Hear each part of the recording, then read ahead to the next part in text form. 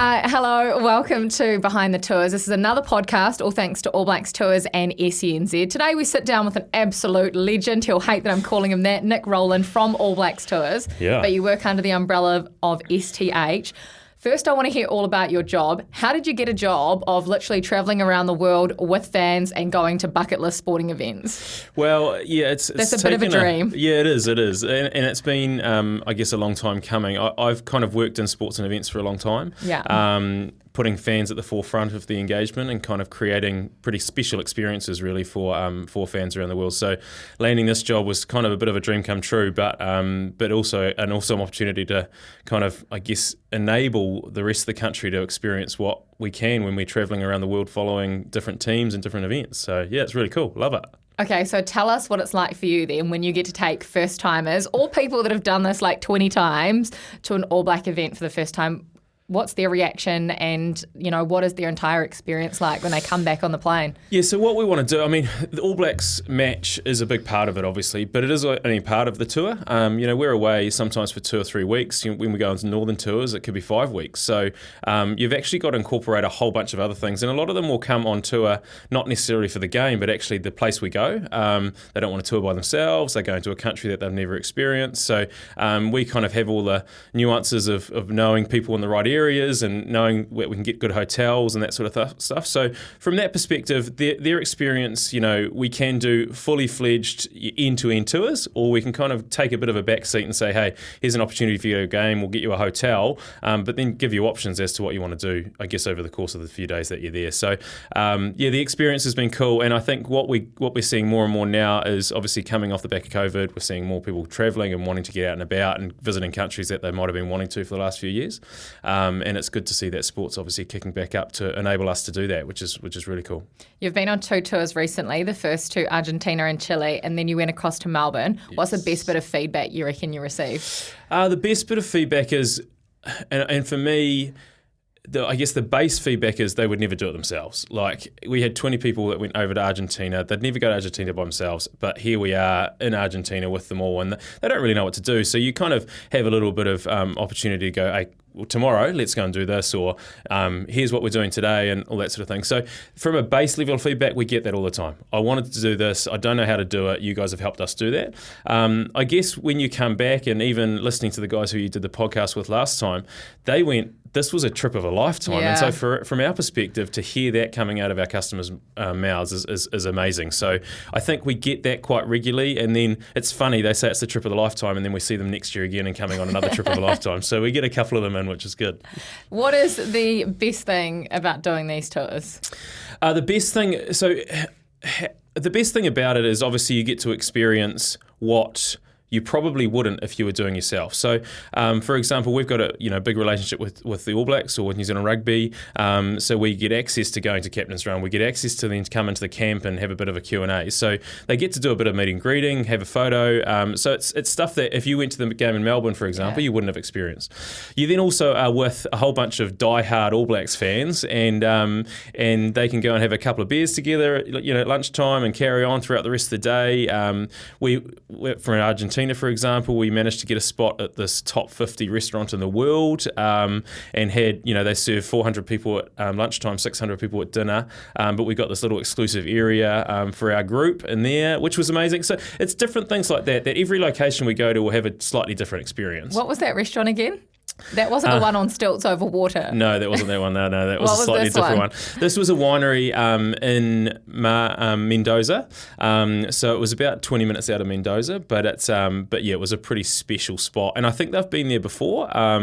But you look over the Andes over the back of the winery, and you get a proper experience of a tour of the winery, and Malbec's obviously a big thing over in that part of the world, so a little bit of red wine and red meat goes a long way for some of our customers, which and they're experiences that you don't have to look at yourself. Yeah. You might find them online, but then you've got to figure out how you're going to get there, what sort of transport you need. You're speaking in a different language. So there's a whole range of different things that we can kind of assist with and help out with. I love the fact that everyone that comes with you can get closer to these guys. That's like what makes it a once-in-a-life experience, right? Tell us about the boys that came over in Melbourne and what that was like for the people that were on the tour. Yeah, it's cool. So because obviously we had inside knowledge, we actually managed to stay at the same hotel as the All Blacks in Mendoza. We obviously spent a few days in Chile, went to Mendoza, and then a few days in Buenos Aires as part of the tour. But while we were in Mendoza, we stayed at the same hotel. So you're getting in a lift with a couple of the All Blacks and having a bit of a yarn. I think we'd had a couple in actually just before that to do some filming for us. So they kind of knew a little bit more about the business. So they would get into lifts with some of our customers, go, oh, you're all the way from New Zealand on All Blacks tours, and they have a bit of a yarn. And they're getting photos and getting snaps with the players all the time. So, these customers idolise them, but at the same time, they are real people. So, when you see a Kiwi coming to support you from halfway across the world and you're in the same hotel together and you know that you're coming to the game, the players are pretty good and pretty receptive to saying hi and how are you? I guess the other interesting thing with that one was, we walked out of a hotel and there's fans everywhere screaming for the All Blacks. We're obviously all in All Blacks kit ourselves, so everyone thinks we're players that have aged a bit. But we have different experiences like that, which you get on tour, which we can get a lot closer than a standard kind of tour group, I suppose.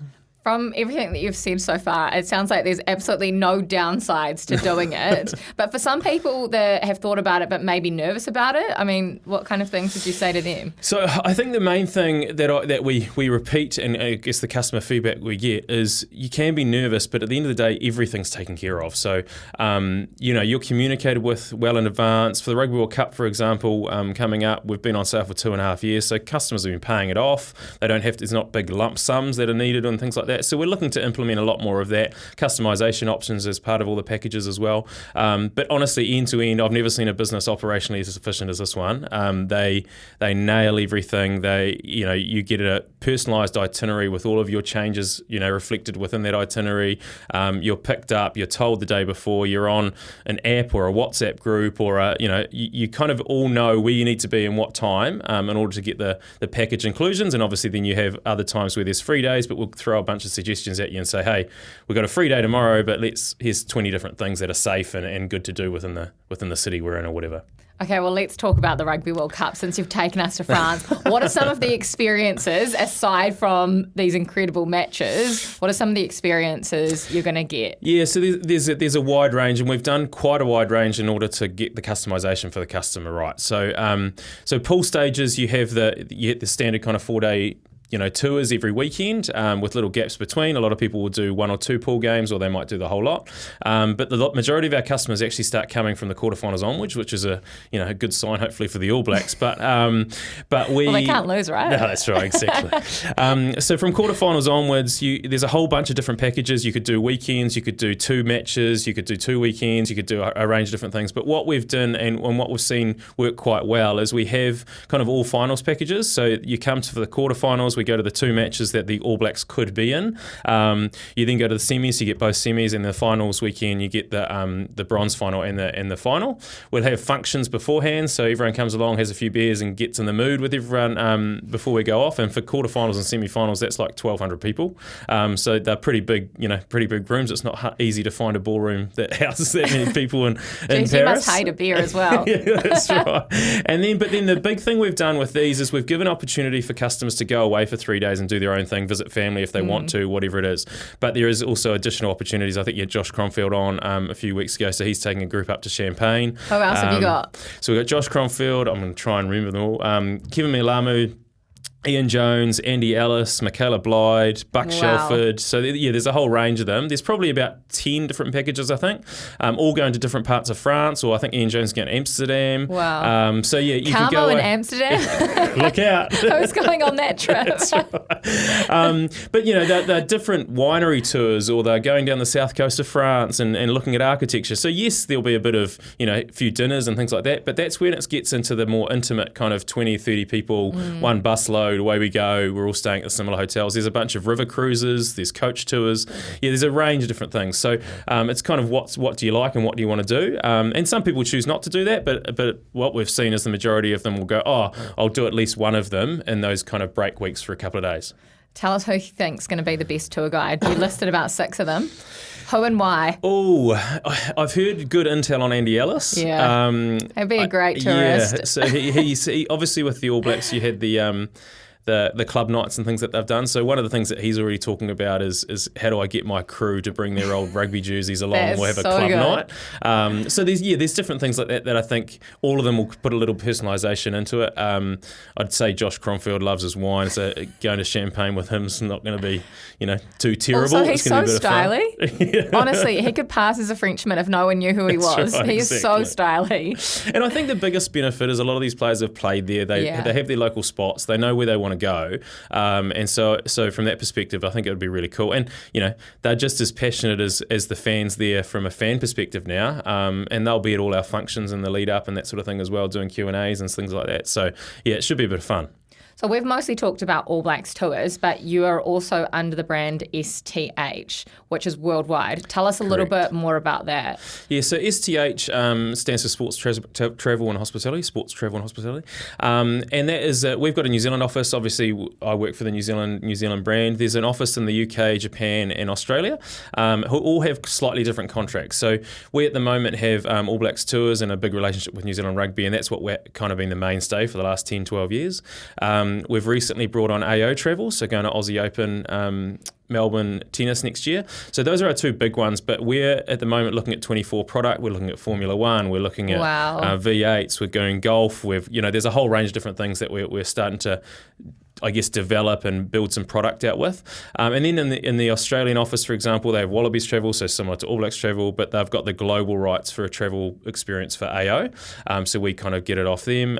Japan's done a few different things. So they've had Rugby World Cup over there. They had the World Baseball Classic, the Olympics, things like that. And then the UK office, they do a bunch more hospitality stuff up there. So they do French Open hospitality, the Open Championship Golf hospitality, and they've just got an ICC contract for the Global Cricket World Cups for the next 8 years. So we'll kind of all fold into that. So we can pick and choose. Kiwis can tap into that. Correct, yeah. So we can pick and choose as to where we want to go and what we want to do based on the, I guess, Kiwi audience. And then globally, we're actually owned by a company called Sodexo, which is a French-based company. They operate all over the world, 400,000 employees or something, and they do a huge amount of money, mostly in the catering space and facilities management. So, Miami Hard Rock Stadium, they manage that stadium, they do the catering for it, and then they do prisons and gyms and schools and airports and all sorts of stuff. So they've recently acquired the 100% of us. They had majority share, but they've recently acquired 100%. So we're currently kind of folding into that. But it just allows us to have, I guess, people and places all over the world. So we know if we've got a tour going somewhere, we can tap into something. Yeah. And they've got the Michelin star restaurant at the bottom of the Eiffel Tower. So we're looking to see how we can do some stuff with that with the Rugby World Cup. So it's pretty cool to be owned by a global business, but also being enabled to do things locally and what's right for the Kiwi consumer as we're travelling around the world. It honestly sounds amazing. It is so much bigger than you realise, when you start talking about that and all these events all over the world. Because you can tap into all these events you're talking about, Formula One, cricket, rugby, tennis. What are your bucket list sporting events? Well, you can literally go anywhere, can't you? Exactly. Selfishly, I'm like, should we tick off the bucket list of the next 5 years? But there is some amazing experience. So the Open Championship next year is going to be really cool. Yeah, that'll be awesome.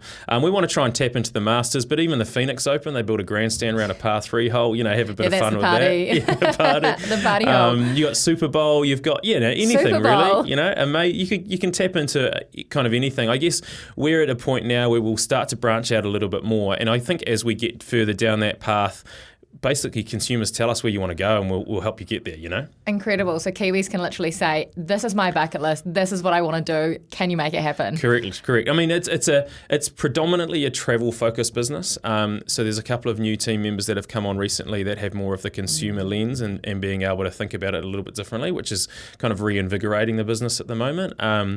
But yeah, I mean, with the network that I guess we have, both from an STH perspective and a Sodexo perspective, you can kind of tap anywhere and probably get something. And so, yeah, it's pretty cool. It's pretty fun. And I guess we can be a trusted brand in that we've been with All Blacks tours for so long. We kind of know what happens on tour, and we know what we can do, really. Does what happens on tour stay on tour, just like, the All Blacks say? Well, the more podcasts we do, maybe not. But I think overall, there's always you always hear that call come out at some point. Whatever goes on tour stays on tour, team. But, it's good fun. I mean, people are travelling with, husbands and wives. It's good. It's friendly fun, but it's also, enables, I guess, some really cool opportunities for people to realise the dreams that they've had, since they were kids.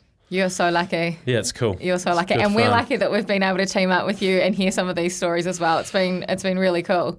Well, thank you. I mean, thank you for what you guys have done for us. I mean, we took Beaver over to Melbourne with Kimberly. Amazing. And they I think they had a good time over there. So, the more we can do with this sort of stuff, the more we can try and tell our story, the better I think the brand will be, and the more people will know about us, which hopefully we can start to realise some of their dreams as well. For both of us. Is there anything else you want to talk about? No, I think we're good. I think overall, from our perspective, we're starting to develop more. We're starting to grow. We want to try and, get Kiwis on a bandwagon, get them out of the country, experience some really amazing experiences. And alongside sport, it's a driver for me. I'm passionate about creating fan experiences that they potentially would never get anywhere else.